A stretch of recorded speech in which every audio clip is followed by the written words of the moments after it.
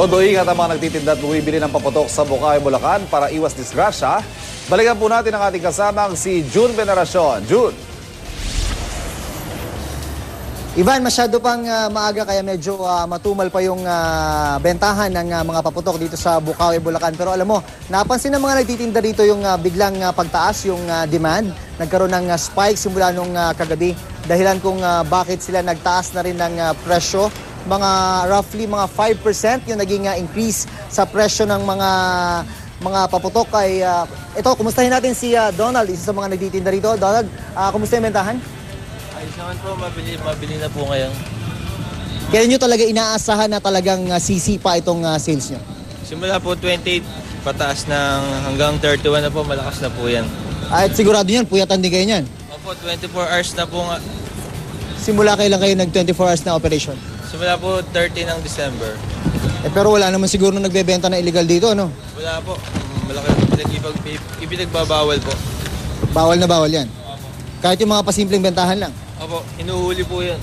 At yung mga illegal na paputok na yan, Ivan, yan yung talagang nagiging focus ng Philippine National Police dito sa kanilang operasyon na pagbabantay dito sa mga tindahan ng paputok sa Bukawi, Bulacan. Malaman na rin natin mismo direkta kay Police Senior Superintendent Nathaniel Villegas, ang Chief of Police ng Bukawi. Sir, kumusta po yung police action nyo dito sa mga illegal na paputok? Actually, 24 hours na po kami nagbabantay dito sa Bukawi upang maiwasan po natin yung mga illegal na nagbebenta ng paputok, especially yung mga malalakas na ginagawa na rin Yolanda, Napoles na sinasabi nila. Sana dire-diretso po yung kampanya namin pag panghuhuli regarding sa mga illegal na nagmamanufacture at saka nagbebenta ng illegal. Nabanggit nyo na rin yung Yolanda at saka yung Napoles. Meron na ba talaga kayo nakitang ganun? Sa ngayon po, wala pa po kaming nahuli. Pero yung pong ibang illegal na paputok, marami na po kaming nahuli sa mga series of operation po namin dito sa Bukawi. Ang laging tanong ng tao, paano naman po yung may nakakasuhan po ba talaga dito? O talagang, I don't know kung anong ginagawa nyo. So far po sa mga operations ng PNP Bukawi, marami na po kaming nakasuhan. Hindi lang po yung mga gumagawa, kundi pati yung operator ng mga pagawaan. Itong mga bumibili po rito ay hindi po basta-bastang maisasakay yung kanilang mga napamili, no? Meron po kayong mga restrictions dun sa kung sino lang yung pwedeng magbiyahe ng mga nabili nilang produkto. Ano po ba yun? Ang restrictions lang naman namin as PNP yung mga sinasakay nila doon sa mga open na sasakyan, especially mga tricycle, which is very prone po ito sa aksidente. Baka po mabatuhan ng sigarilyo at doon po mag-umpisa yung sakuna sa mga tao na nakapaligid po doon sa sasakyan. Ano po yung mga obstacles nyo sa mga operation ninyo, sir? Actually, ang operations kasi namin dito sa Bukawi, medyo malalayo yung mga gumagawa dito sa mga bukid. So, ang namin dito, ang mga obstacles namin dito, medyo nahihirapan kami dun sa kung paano habulin yung mga gumagawa na illegal kasi mas sanay sila doon kaysa sa amin. Especially, tsaka meron silang mga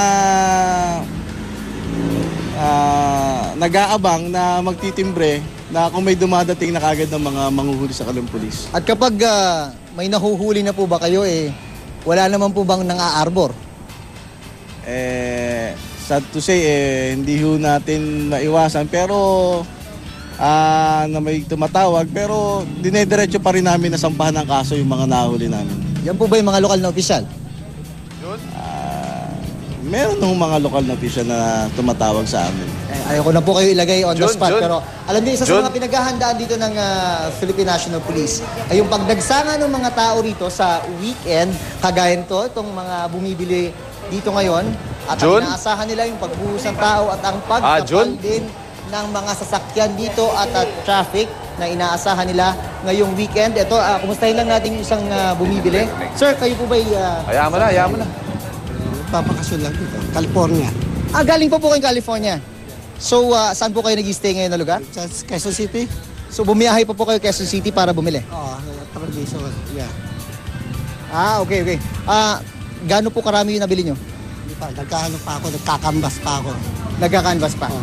Oh, sige. At may karagdagang tanong ang ating kasamang si Ivan Mayrina Ayun. kay Superintendent Nathaniel Villegas. Ivan, narinig ka ni Colonel Villegas?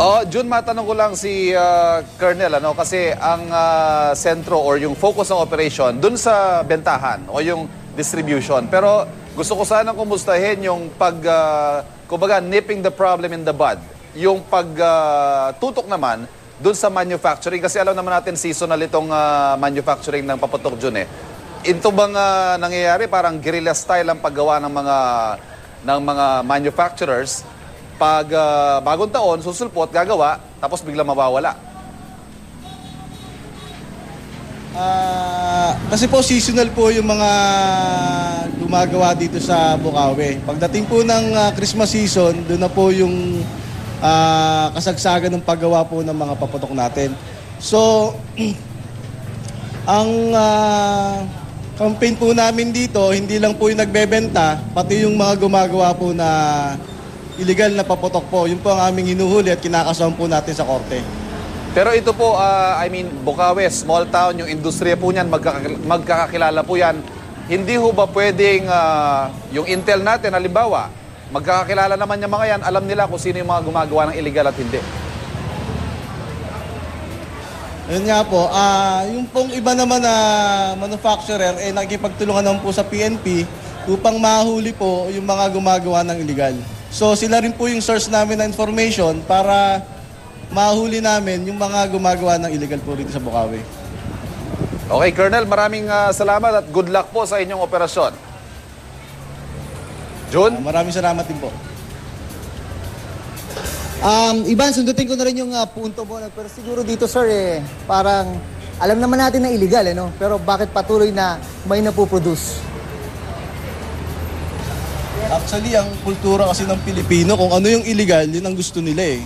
So, pero masasabi ko na simula nung nagkaroon kami ng campaign regarding sa mga illegal na nagpapaputok at saka sa gumagawa, hindi man natin nawala talaga totally, pero nabawasan natin ng malaking porsyento. Maraming salamat po. Ivan, mabanggit ko lang, yung hepe ng PNP, si General Purisima ay pupunta rito sa araw ng linggo para personal na tingnan ang sitwasyon dito sa Bukawi, Bulacan. Ivan. Jun, maraming salamat.